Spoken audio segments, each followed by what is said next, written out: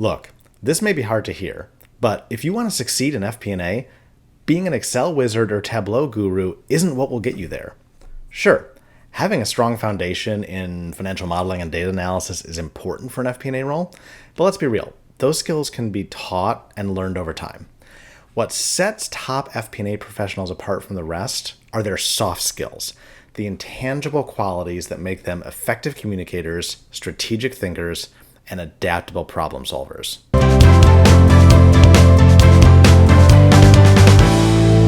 The challenge for those in FP&A, or for those who want to get into FP&A, is that nearly every training resource, even on-the-job training, focuses on technical skills. You will rarely be trained on things like business partnering, communication, or influence, even though these skills are critical. So in today's video, I'm going to walk you through all of the key skills you need to set yourself up for success in FP&A, and most importantly, land that next promotion. Make sure to stick around to the end for the most important skill that I've discovered that separates the FP&A rock stars from the everyday analysts. And while you're watching, make sure to scroll down to the description and click that link to join my weekly newsletter, Finance Unfiltered.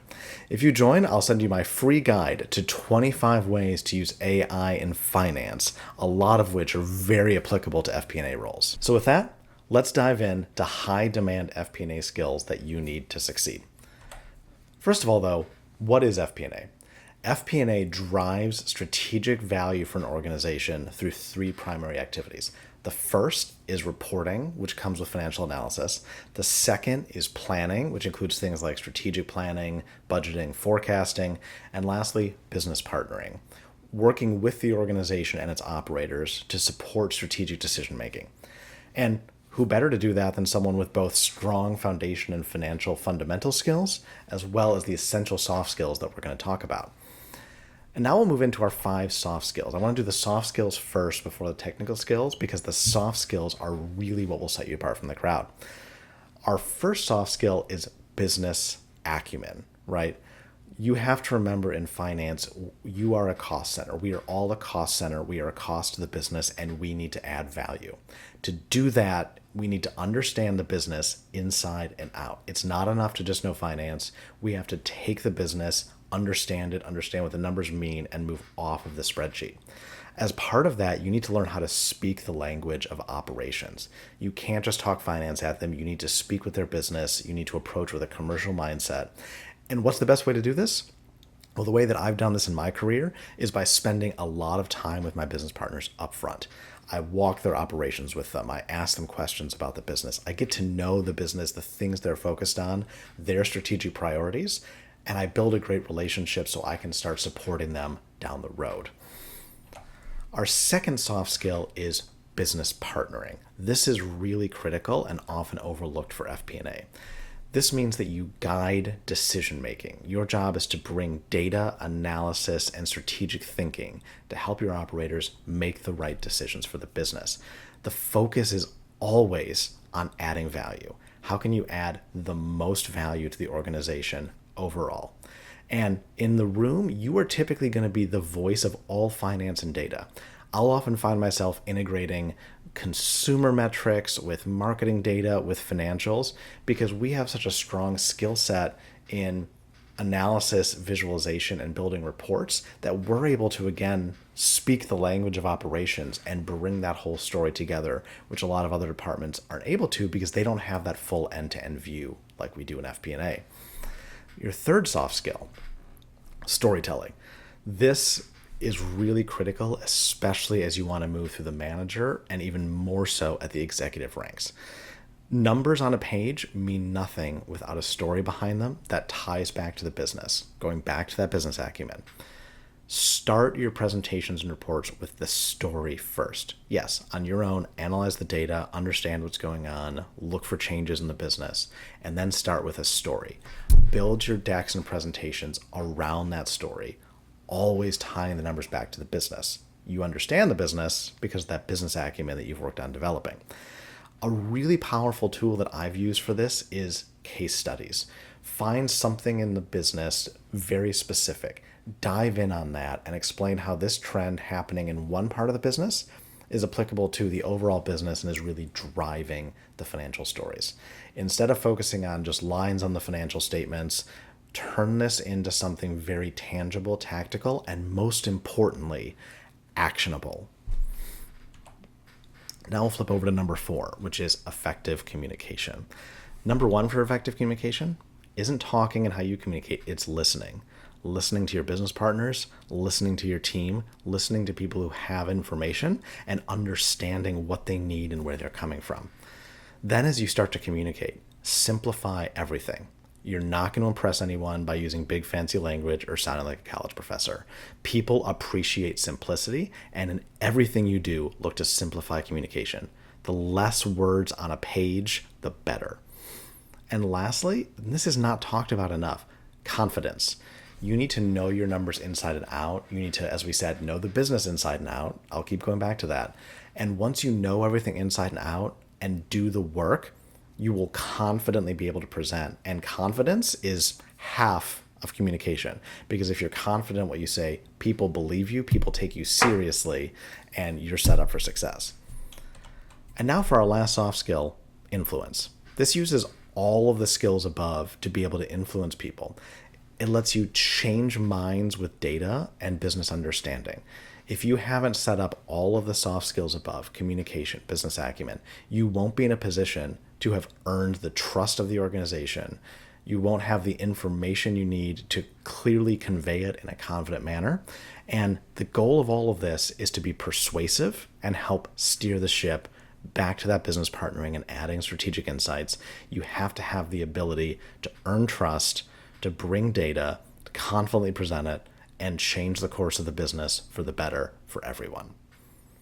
So those are our 5 soft skills. Now we're going to move into the more traditional technical skills, because although soft skills are important, I want to make sure you understand everything that it really takes to be effective in FP&A.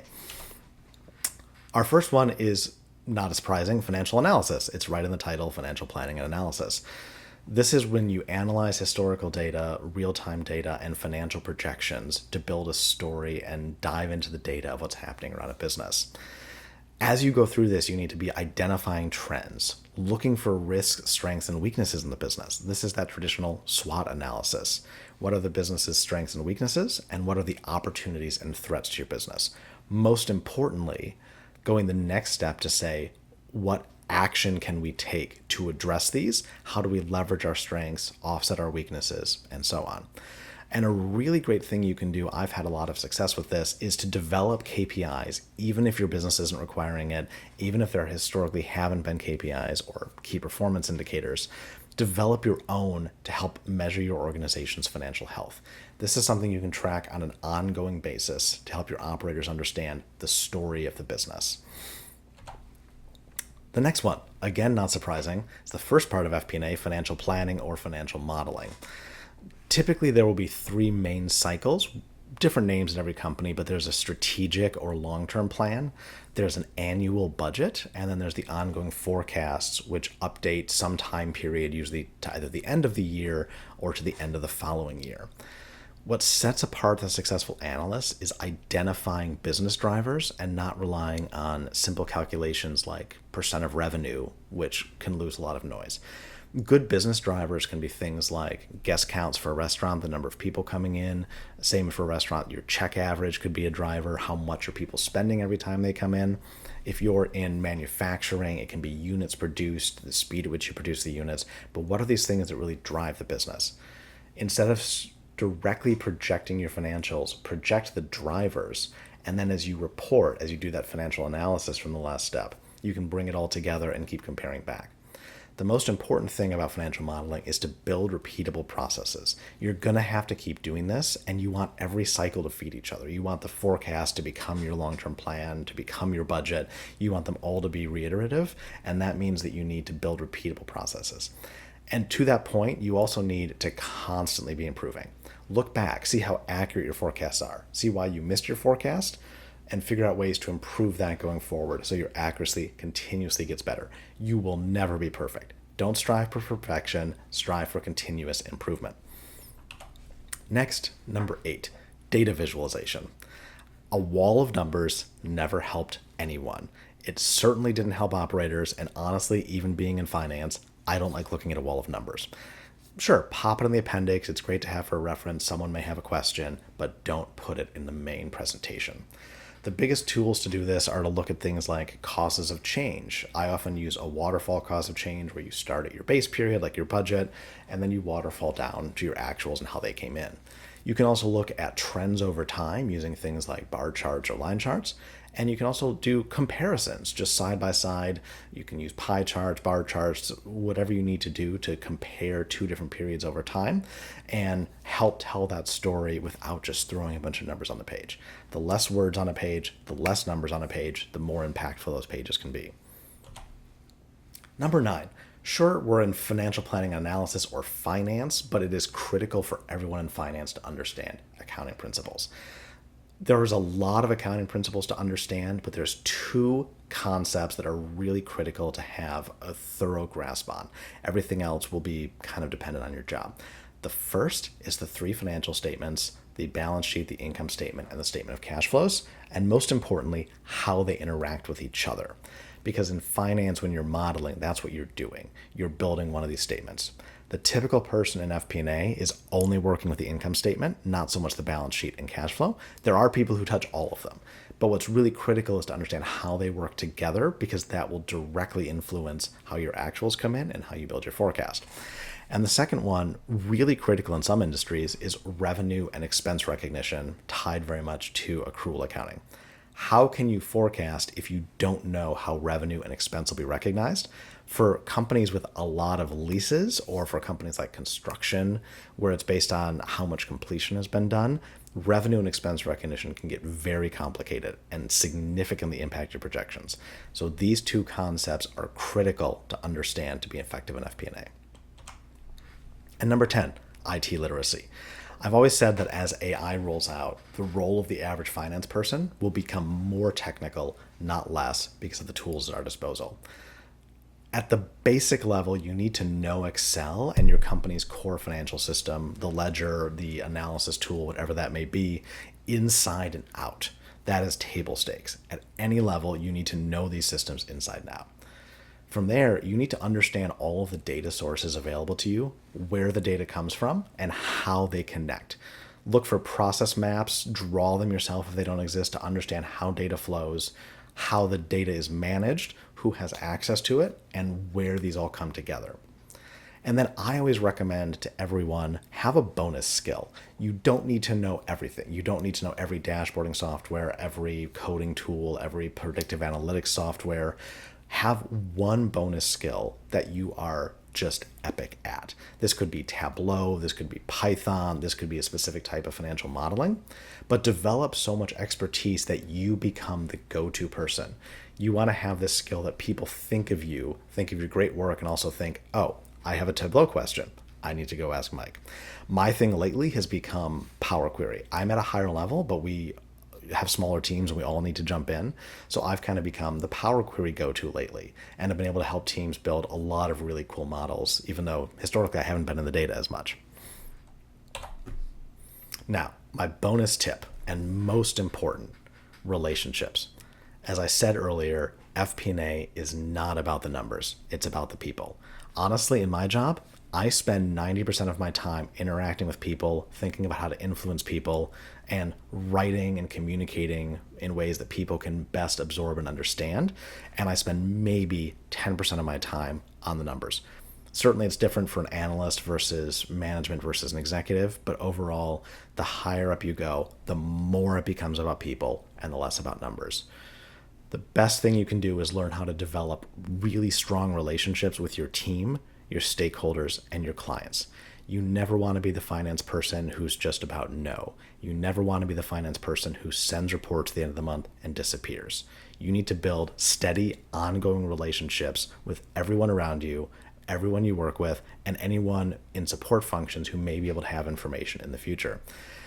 As you do this, communicate clearly, listen actively, and build trust with everyone. You build trust by being accountable, by coming through for people, by doing the things you say you're going to do, and most of all, being responsive. This does not mean that you need to answer every question within a couple of hours. This means that you need to acknowledge you've received things. This means that you acknowledge when you'll be able to accomplish things, and you communicate before deadlines are missed to make sure that everyone knows what's going on. Knowing that you will come through for them, people will go out of their way to work with you, out of their way to support you, and out of their way to help you too. Nothing is more important to success in FP&A than building relationships. If you take away just one thing from this entire video, remember that financial management and FP&A is about so much more than just crunching numbers. It's about understanding the big picture and using all of your financial and analytical skills to drive growth and success for your organization, and most importantly, for your business partners. Relationships are key. It's about the people, not the numbers. That's it for our top FP&A skills. If you found this video helpful, make sure to smash that like button, subscribe to our channel, and hit the bell icon so you never miss out on our latest videos. And drop a comment below on your favorite tip from today's video. I'd love to hear from you. Remember, finance innovators, we are all in this together. Stay sharp, stay prepared, and keep innovating. Until next time, I'm Mike, signing off from F9 Finance. Cheers.